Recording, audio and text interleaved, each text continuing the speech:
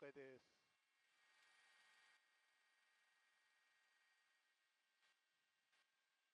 このほか岩手県の久慈港で0.8メートル、また、青森でに津波が到達しているといったところになります。このため3分頃、三陸沖を震源とする、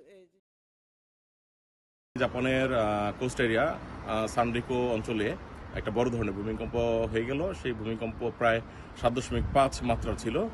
Japan meteorological agency তাই জানিয়েছে এবং সেই ভূমিকম্পর যে এলাকাগুলো হোক্কাইদো, আওমোরি, ওই প্রিফেকচারের আশেপাশের অঞ্চলগুলোতে এখন এই মুহূর্তে সুনামি সতর্কতা জারি করা হয়েছে।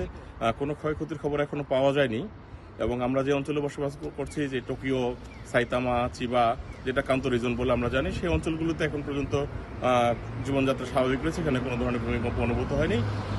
যদি ভবিষ্যতে আমরা কিছু জানতে পারি কোন অবস্থায় আছে ওই হোক্কাইদো, আওমোরি এবং পাশাপাশি যে এলাকাগুলো আছে যেখানে পরপর আপ্রাশকের পর অনেকগুলো আপ্রাশক হয়েছে, 4টা আপ্রাশক হয়েছে, ওখানে কোনো ধরনের ক্ষয়ক্ষতির খবর এখনো পাওয়া যায়নি।